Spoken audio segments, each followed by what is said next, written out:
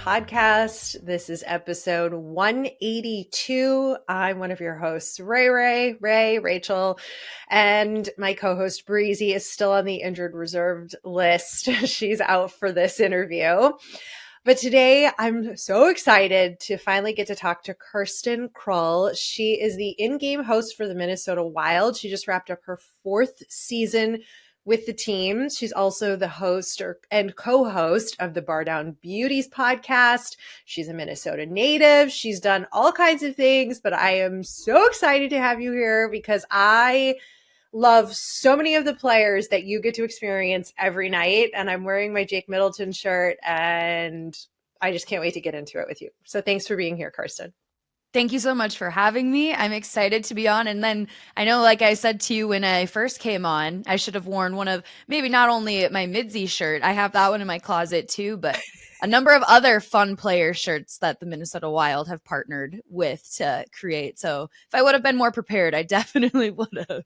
Listen, you're part of that like marketing in-game, the whole experience, the content that team puts out, like the whole Moose video with him coming out of the water. If you don't know what I'm talking about, you're living under a rock, but like the stuff that your team does is so creative and so spot on. What are some of the other shirts that I'm missing in my collection apparently?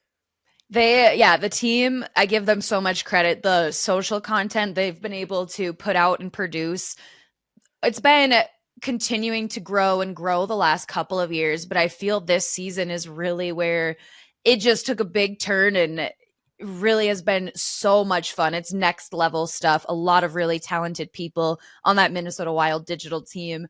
But yes, there's a number of other of those shirts. So the Minnesota Wild partners with Soda Stick, and they work together, or Soda Stick kind of takes the reins, but Minnesota Wild, they love the shirts that are produced. So a lot of different player shirts. So Marc-Andre Fleury, he's had a couple, like Flower Power. I have a couple of those in my closet. Marcus Foligno has had one.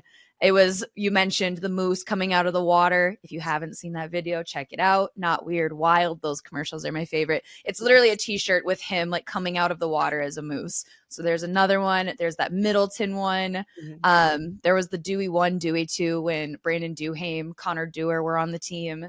And there was another one for Matt Boldy Shuffle, Kirill Kaprizov, Matt Zuccarello have had some like peanut butter and jelly shirts. So there have been a lot of t-shirts, but they're fun. They're so awesome. It's just great to see the team sort of really like get it and provide this content and the clothing and just really embrace the nicknames and the vibe of this team, because I think that's something really unique about this particular Wild team over maybe the last couple seasons is the amount of actual like personalities you have, at least known, right? Because we know in this sport in the NHL, we don't often get to see like true player personalities, and the ones that do show them, like they stick out like a sore thumb because we crave that as a fan.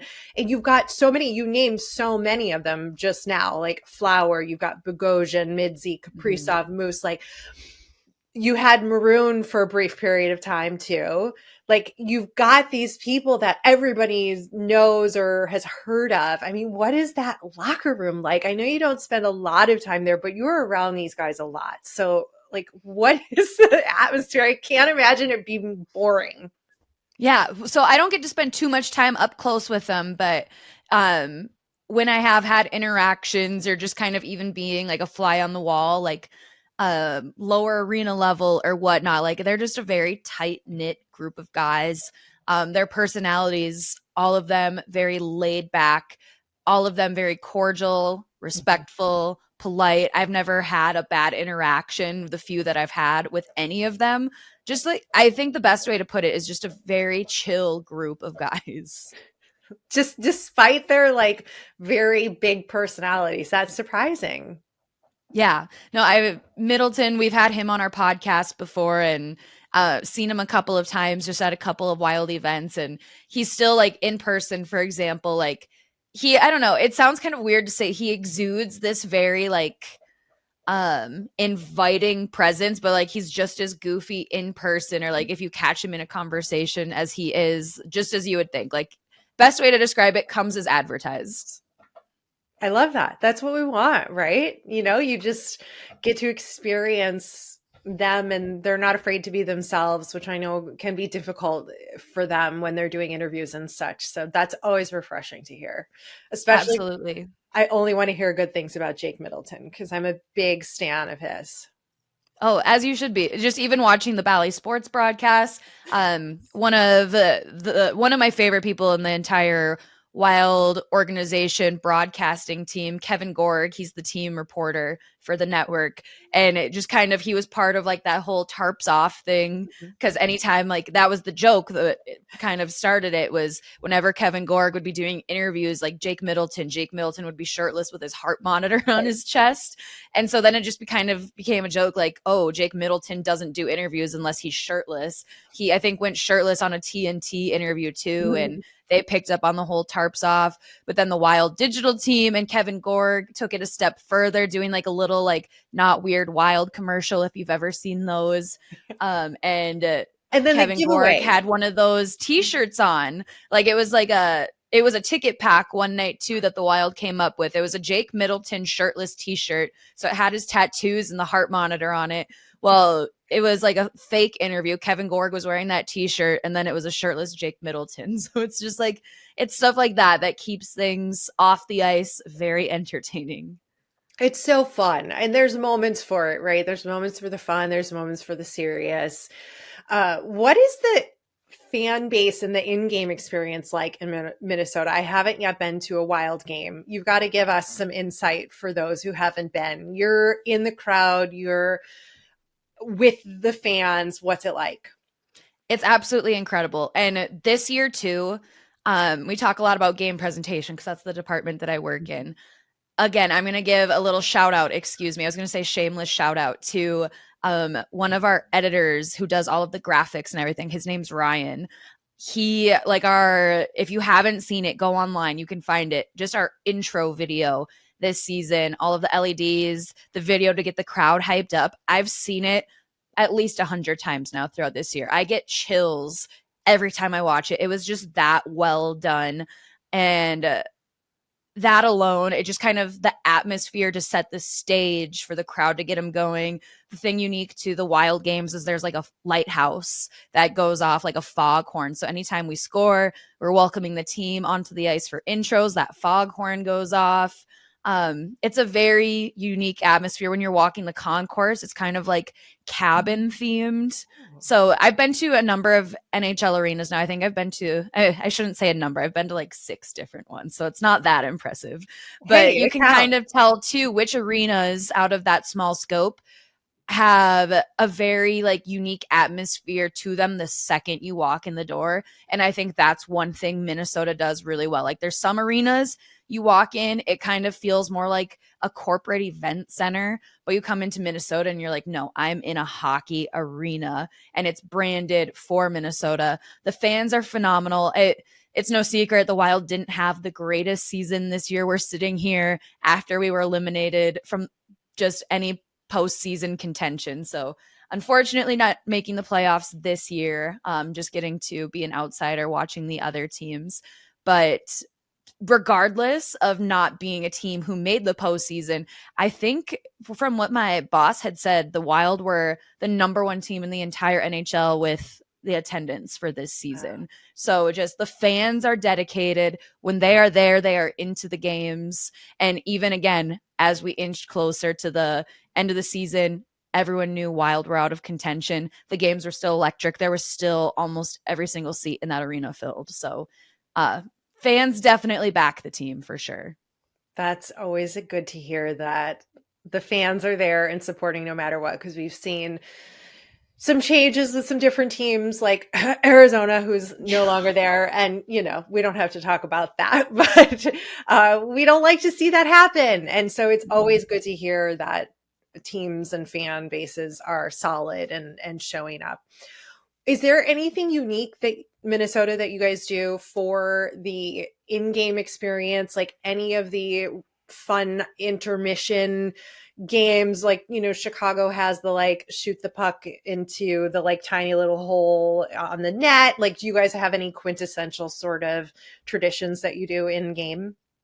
There's a few things. Like as far as games go, I'm not so sure that there's, I guess, anything like specific like intermission activity that's like makes you go like Minnesota when you think about it. But one of like the game presentation aspects that we do is before every single game, right after the national anthem, when the puck is about to be dropped, there's a special guest who does we call it the Let's Play Hockey call.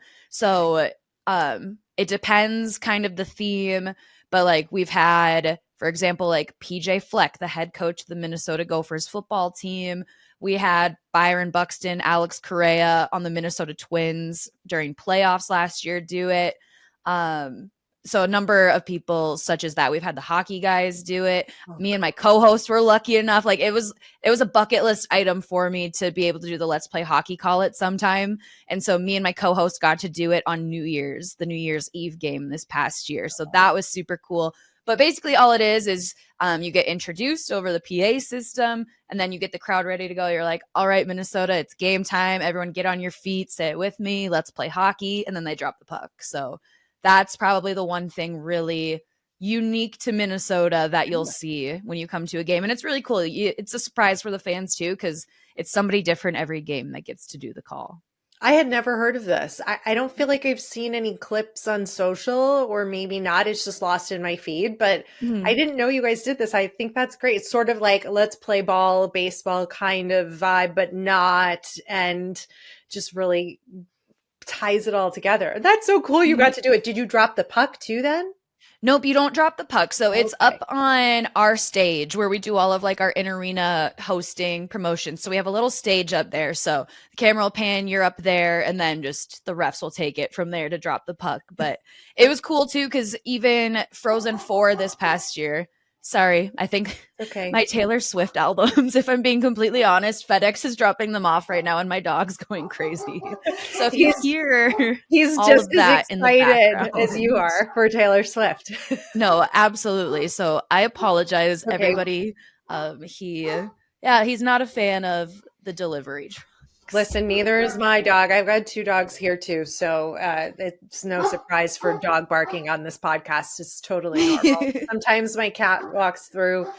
Sometimes my aunt walks through. Like all kinds of weird stuff has happened. We're very casual here, so don't worry. I think everybody's used to listening to a brief moment of dog barking in the background for delivery. Yeah, it can be the little background music or whatever you want to call it. But so I was very fortunate I was able and asked to work the men's Frozen 4 it was actually about a week ago now. The XL Energy Center, St. Paul was the host city this year, and I was doing in-arena hosting for it. And it was just kind of cool too. It ties back into the Let's Play Hockey. PWHL Minnesota, they do it. Frozen 4, because it was unique to Minnesota, they also did a Let's Play Hockey call. So it was former Golden Gopher, Minnesota Wild player Jordan Leopold who did it for that game.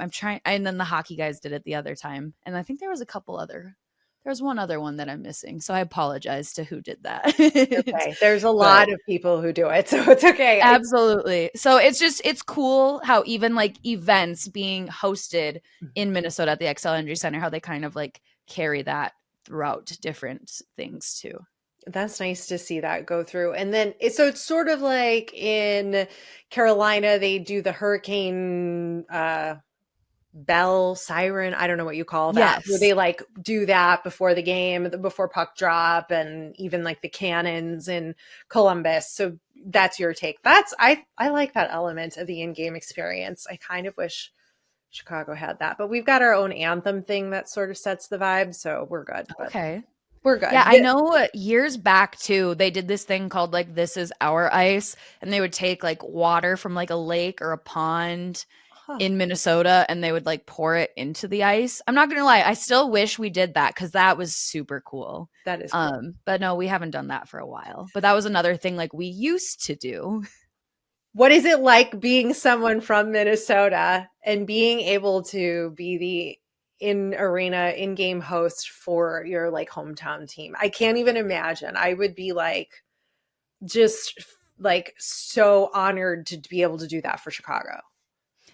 It's surreal. I think at this point, like I have moments where I catch myself, but and I think maybe like whenever all is said and done, like it'll really hit me like, okay, that was super cool. But when I first got the job, 4 years ago now, I just remember thinking this is so surreal. Like this is the team I would go to with my friends to go sit in the stands and just watch as a fan before it was even a thought that like, oh, like that could be my job someday. So yeah, and even just it's really cool. It's more of like a shared experience too, because my friends from back home, huge Wild fans. So like when I first got the job, like they were almost more excited for me. They were like, that's so cool because it's the team that we all watched and that they love. And it's funny. It's just funny sometimes too, because it'll be in the middle of a game and I'll have friends like watching the broadcast and I'll get like a Snapchat, like, I hear your voice on the TV. So it's just like, it's stuff like that where it's just funny. But no, I'm super grateful, thankful. I'm close to family, friends. So when anyone I know that comes to a game comes up, says hi, I feel very fortunate. I just think that's so cool and such a unique experience to have and be that lucky and that you don't have to like do this job that you love for a team that you're like maybe not like rival, don't want to admit that you're a fan, and then you have all this gear for this team that you could like that you're like, this isn't my team. So Mm-hmm. you've got the best of both worlds at the moment. I mean, obviously you go where the jobs are and you become a fan of another team if you have to, but Definitely. but right now you're just basking in the glory of what you get to do with your team. You mentioned the Frozen Four, the NCAA men's Frozen Four tournament that you got to work. Tell us a little bit about that. And then I want to hear sort of the experience of like collegiate hockey to the high school hockey in Minnesota, which is epic and everybody knows it for the like wacky hairdos that the boys come out with. Like give us sort of like an explanation of the varying degrees of fandom for sort of each level.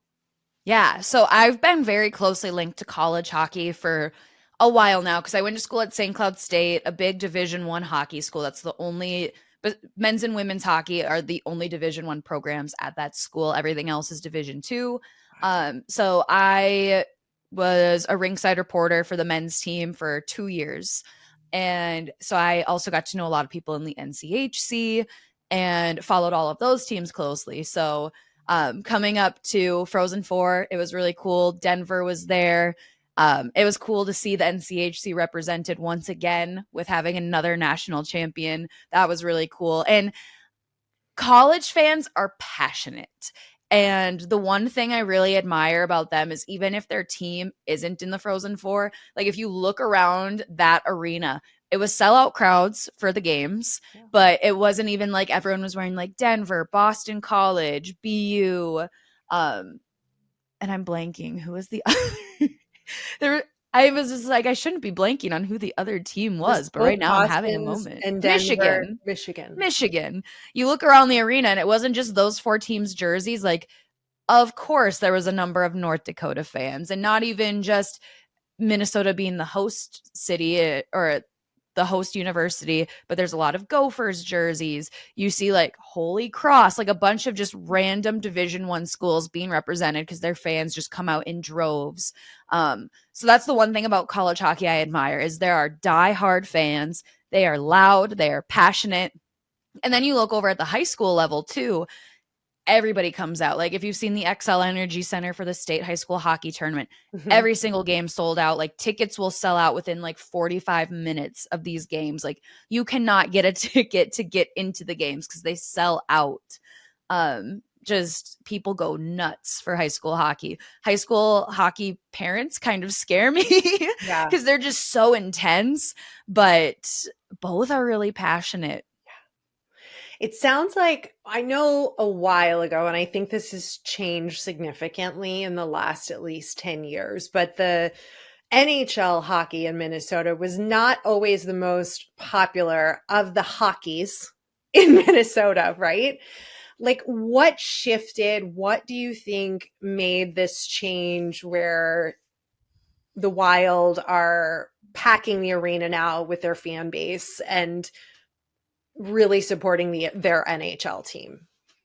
I think there's a couple of factors. One, I believe, and I might be getting this wrong, but it's a very small number. This is us missing the postseason this year, I think is the second time since 2012 the Wild haven't been in the postseason. Now, granted, there's all the jokes that like the Wild are mild, like first round exits, like the Toronto Maple Leafs jokes, but like it's been a very consistent team who has been able to make it to the playoffs. So I think with that, it comes the expectation and then the hope too that like your team is going to be in the mix. So having, and the last few years too, we've been really fortunate to see some great hockey Mm-hmm. in St. Paul, the Wild being a strong contender Mm-hmm. in recent years. So, I mean, of course, that alone is going to help fill the seats. But I think another part too was, and I take it based on just what I have heard from people who were really around and dedicated at the time. But I think part of it was just coming around to the Wild as Minnesota's team in general. Like we had the Minnesota North Stars. Everyone Mm-hmm. knows what happened there. They ended up moving, going to Dallas. So Minnesota was without a hockey team for a few years.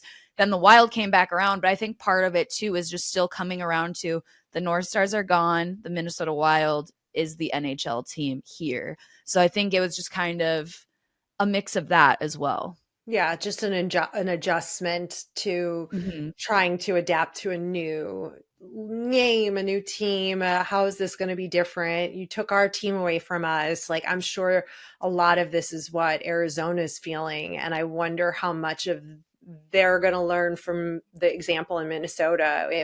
If in 5 or 6 years they really do get to bring the team back to Arizona, I think they could take some example from what you've all been through. That makes a lot of sense though. Yeah. I'm just really glad to hear that the fans are there and their butts are in the seats and have come around to it. Have you gone to the high school tournament, like the championship game tournament? I don't know if I've ever been to the championship game, but I have like found my way in a couple of times to the state hockey tournament. Only just because it's always been very random. Like I like will know somebody who knows somebody who's like, "Oh, like we have a spot in a suite or something," and like have made like an appearance up there for a little bit, but otherwise my butt has not like sat in the Yeah. stands. Well, So, but it'll happen sometime. yeah, We'll see when I can get my hand on a ticket.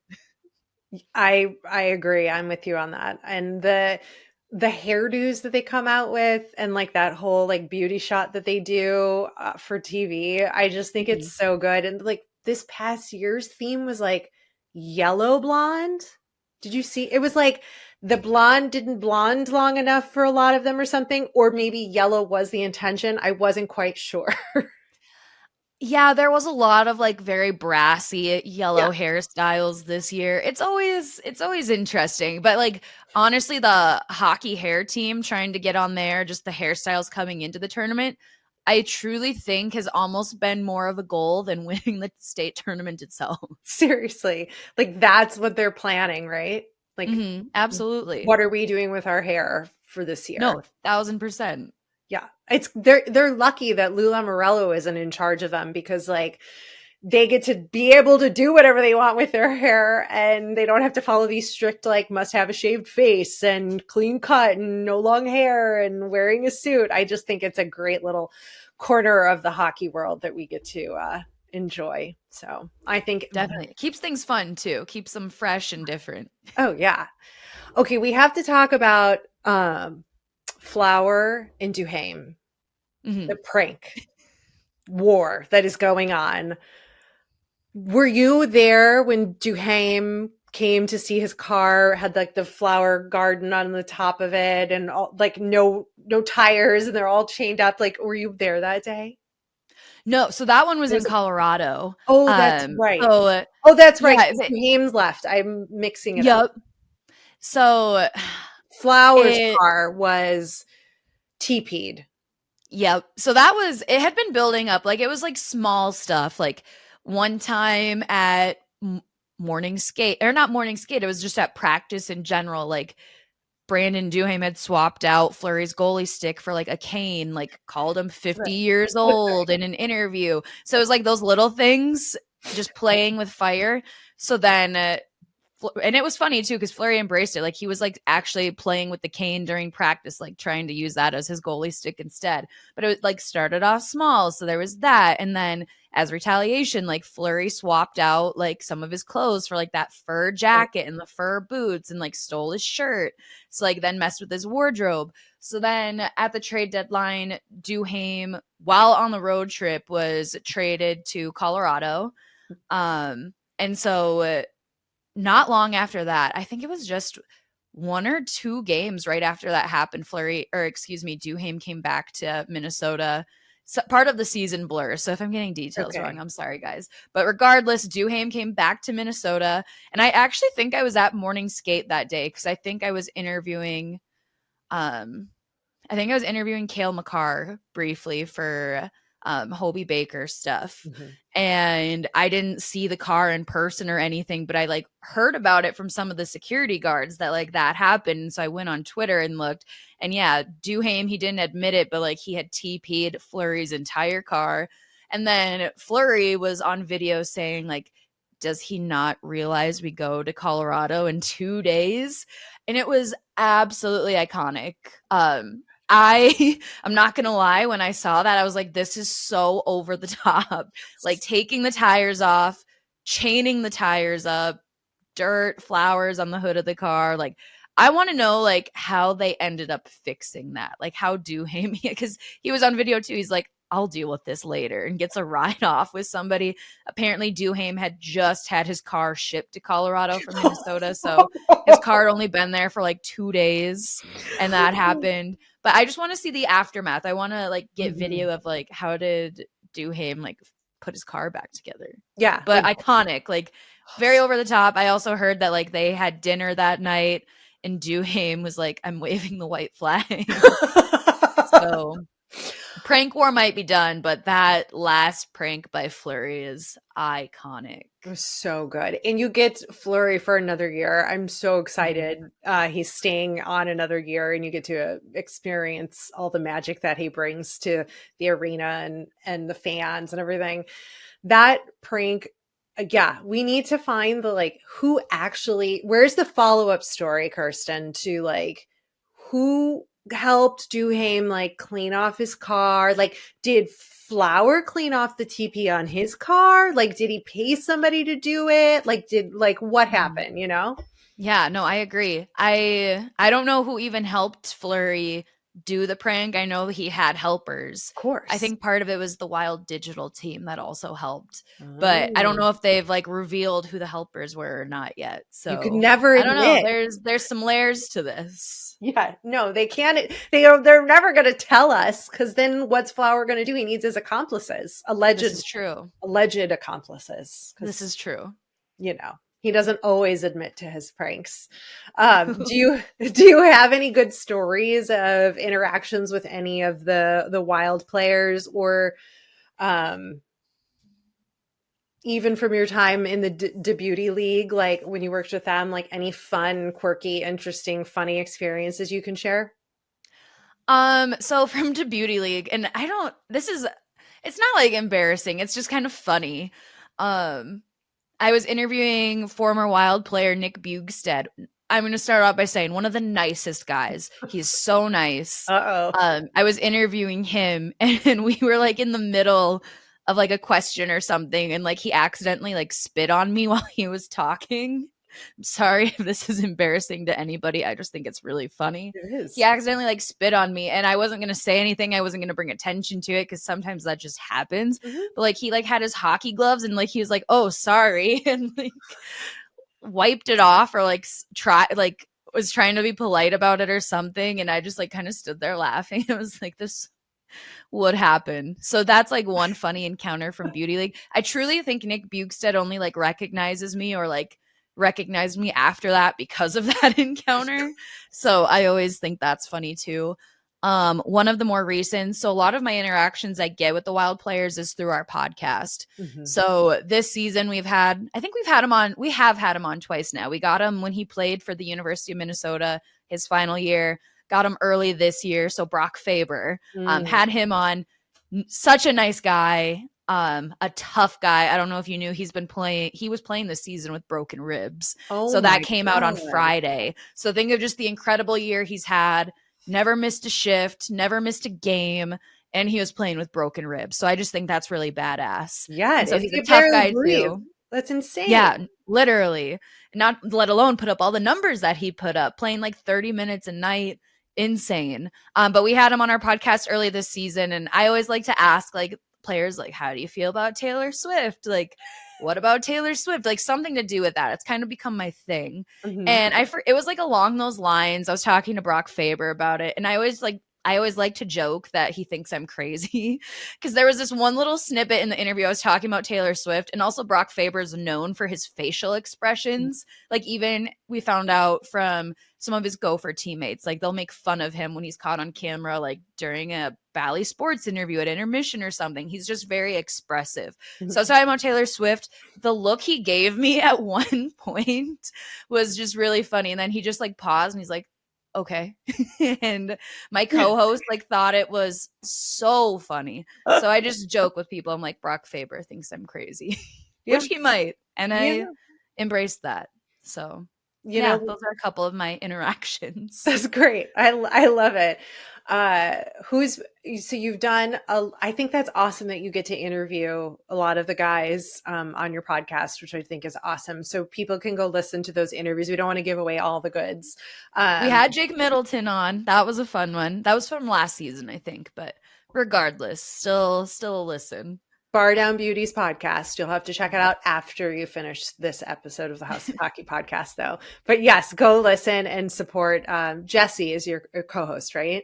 Yep, Jesse Pierce, a writer for NHL.com. Yes, go support their podcast too. But I want to hear about the PWHL in Minnesota because we've been really big supporters of the PWHL and trying to promote it, talk about it, and it has been nearly impossible to get anybody to do an interview. I think maybe just we're a smaller podcast, but the league's been inundated with requests and stuff. But you're doing in arena in-game hosting for them, and you got to interview Taylor Heise. Mm-hmm. And if people don't know who she is, she was the number one draft pick of the year for Minnesota. Like you've got Kendall Coyne Schofield's in Minnesota, right? She's on the Minnesota team. And I'm still trying to like learn all of the players and then remember which one's Canada, which one's USA because of their rivalry thing. And my brain gets crossed the wires with who's on what team these days. But what has that experience been like for the in-game, for the fans, for the women, supporting the women and going to the games? It's been really cool.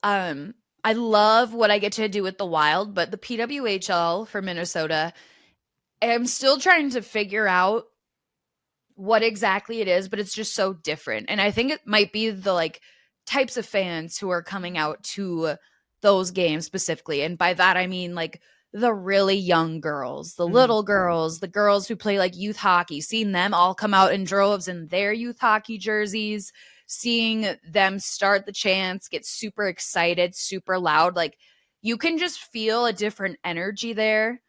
And it comes from those excitement from those little girls who are watching these players. We get to do interviews during intermission with, we call them youth hockey players of the game and whatnot.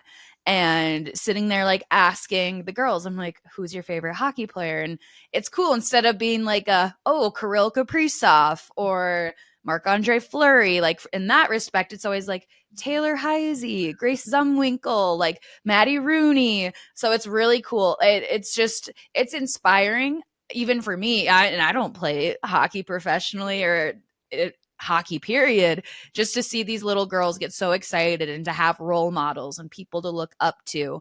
And like even the parents too, who are there, like any interaction at the game, they're like, thank you so much. Like, this is so great. I think that's the best way I can describe it. There's so much excitement. There is. I went to a PWHL Boston game and it was really exciting. And and I can't wait until the league gets the names going, because I Mhm. think there's going to just be that much more camaraderie and for the fans to really identify with something. And it's going to make an even bigger impact. And what the league just broke more records with the Montreal game Mhm. just a couple days ago. So it's incredible to see how much the fandom for the women's professional women's hockey has grown in such a short period of time. And I think it's only going to get bigger. Do you agree? Oh, absolutely. I've one of the correlating things too that I've noticed this year, and I'm interested to kind of learn more. I want somebody, I'm throwing this out there, somebody do the work for me, somebody do Right. the research on it. But it's been really, really interesting and cool to see not only the PWHL, but the PWHL, WNBA both skyrocket, Mhm. take off at the same time. Not only just WNBA, but women's college basketball. Like you look at the statistics with March Madness. Now, I know a lot of that has to do with Caitlin Clark as well. So kind of just looking at that in the same way, just like how women's sports as a whole, all across the board, have been skyrocketing in viewership this past year. And I think this year, what we've seen with the PWHL, again, going back to the same word, it's exciting. A solid foundation, I think, is being built. Like the foundation that's being laid right now seems like it's really sturdy enough to continue to just build and continue to get this thing off the ground in years to come. So I think the one thing with women's hockey, there's a lot of people who have come before to Mhm. make the PWHL possible. So giving them their respect and their credit, because this wouldn't be possible without any of them. But I think this is where we're really going to see a strong future for women's hockey. It's exciting to see what's going to come. I'm excited for it and big proponent of it. I love that the games are on YouTube. There's no excuse to not be able to watch it anywhere. I think that was a huge move to get started, to build the connection, and because we are only in 6 cities, and to be able to really bring the game to everybody and be such a role model for these young women who are playing. Now they have a reason to want to play hockey beyond midget hockey or even beyond high school. They have something to strive for that's actually tangible and real, and Mm-hmm. we're seeing that like play out in our lifetime, which I think is just really cool to see. We're going to be like interviewing those 8-year-old girls you're talking to at the game are going to be on the ice one day, and you're going to be interviewing them as like players. I just think it's really cool to watch the history unfold. No, absolutely. I agree completely. Yeah. All right. I feel like I have to ask you about Taylor Swift's new album, because you're sort of like a Swiftie expert here. I know you love her. I'm a fan. I wouldn't say I'm a Swiftie. I've been to Mhm. a concert. I loved her country music. I like a lot of her music. Um, what is your review of the new album? I have joked with so many people the last week, and it's not even really a joke. Like, it is like, I should, because I have been asked a lot about this recently, and it's like, there's not enough time. Like, I could do a TED talk about this. Like, I know way too much. Mhm. But the new album, I absolutely love it. I love and embrace vulnerability from people. And that is what this album is. It's raw, authentic, vulnerable. The lyrics are absolutely gutting. There's not just the 17, actually, technically like 20 songs. We got 31 songs, more than the 20 we thought we were getting. So there's just a lot of new lyrics to memorize. But some of these songs are just truly like painful to listen to. Like Mm. there's one song on the album, like I legitimately cried listening to it. Like it just cuts deep. I love the album, but I need to listen to it in doses because like I said, it's intense, Well, but it it is is the brilliant. Tortured Poets Department. Yep, the Tortured Poets Department. I mean, the torturing is in the title, so Absolutely. emotionally. There's nothing upbeat on this album. There's not like an upbeat poppy song. Like they're some of them are dark, but I love it. Yeah. It's a new side of her we get to see. Yeah, I'm here for it. Is that one song really a dig at Kim Kardashian with I the don't see how it KIM? couldn't be. I know. Like, so the song that you're talking about, it's called Thank You, Amy. The whole title is in lowercase letters. The only letters she capitalized were the KIM in the title. So it's like, any lyrics in that song aside, look at the name. You're going to tell me the name isn't? Like, she literally, quite literally spelt it out for you. I think it's great. I think it's the I best think so too. revenge, success It's a too. great song too. Yes, the best revenge. And to be, what do you, I have a lot of Taylor Swift questions. What do you think of Travis? Oh, I'm here for it. I think he's great. Like, he seems very solid. I love it. I like sort of wish that Taylor had connected with Jeff Skinner many, many years ago when they like took a picture, and he's a big Swiftie. And I'm like, I wish we had that. I wish we had Taylor in the NHL. We have Carrie Underwood, but not anymore. She's not like active in our world at the moment, but she was when Mike was still playing before he retired. I was like, wait, what's her husband's name? Fisher. We don't have anybody like that. We really don't. Who should we have? Trying to think of who like the current power couple in the NHL would be. I can't think of anybody at the moment. We don't like, our world isn't like that. Like, no, hockey players go for, I think, the more low key women. Yeah.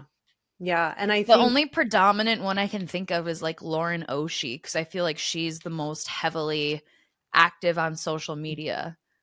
So I could be wrong, but right now she's just the biggest one that's coming to mind. Yeah. She falls more under that like influencer space. Like, we don't have any like celebrity famous Taylor Swift people.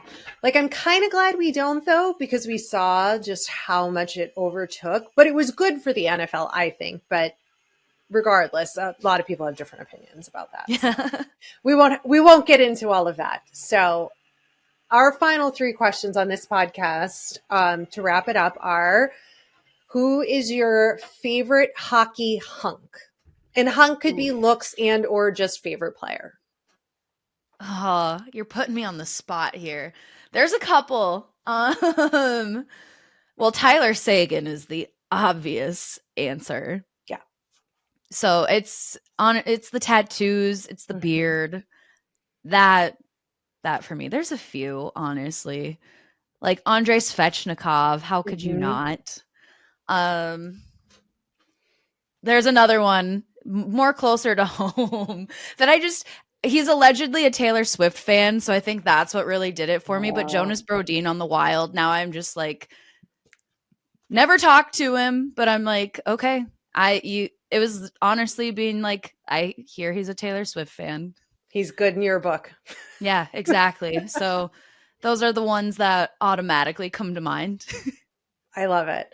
And then who is your favorite hockey lady? Ooh, like in what regards? Well, now that we have the PWHL, I would say like professional player wise, but it could also be hockey wife. We've had broadcaster, any hockey lady. I feel like I can boast a few different ones here. Well, obviously, first and foremost, she fits a few of those categories. Wife, youth hockey mom. I think at least one of her kids plays hockey. Carrie Underwood. I'm absolutely obsessed with her. When Mike Fisher was the captain, Carrie was heavily around the Nashville Predators. Just obsessed. Love her.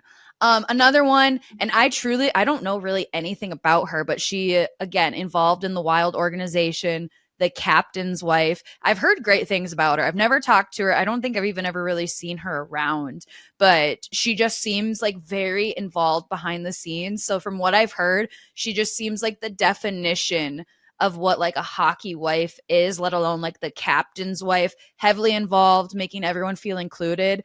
Danielle Spurgeon, so Jared Spurgeon's wife, heard, like I said, great things about her. Hockey broadcaster, there's so many, like Sarah Sivian. I know she's a writer. I think she's hilarious. So like I look up to her and just kind of like her authenticity. My co-host Jessie Pierce, like a mom, writer, like works super hard. There's another one, Jamie Hirsch, NHL Network. She's also fantastic. Jackie Redmond too. I love Jackie Redmond. I know she's kind of gone a little bit more WWE and everything as opposed to just NHL, but she is somebody I really look up to, admire. I love everything. Yeah. So there's so many women I could just boast about right now. I know. There's a lot. I love it. It's changed so much since we started asking that question 4 years ago on the podcast, because there's just so many more women. And like you said, the spotlight has sort of shifted with a culmination of things happening in the WNBA and Caitlin Clark, and just this, and women's volleyball in college was like some of the most watched sport, and like just this big shift into women in sports, I think even more so, has put a good spotlight on it. And then the last question is, do you have a Sidney Crosby story? Ooh, do I? I don't. That's an interesting question. He's shorter in person than I ever thought he would be. So I think, yeah, because so the last 2 years I've been at the UPMC Lemieux Sports Complex out in just outside of Pittsburgh, working an event. And so the Penguins, it had always been like coming right off of All-Star break. And so we'd be at the same facility, and our event would start right after their morning's practice or morning skate, whatever.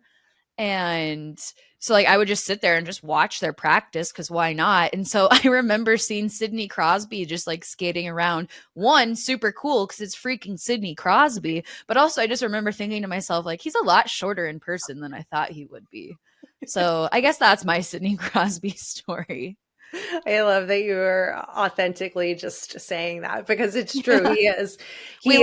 I mean, I don't think he's short, but even if he was, we love a short king. Yeah. And I think we're just so used to them feeling so much taller anyway on skates and stuff, and with their gear, and they're just like these gigantic things, and they're just guys underneath all that stuff, as Jake Middleton has showed us. Absolutely. Happily with tarps off.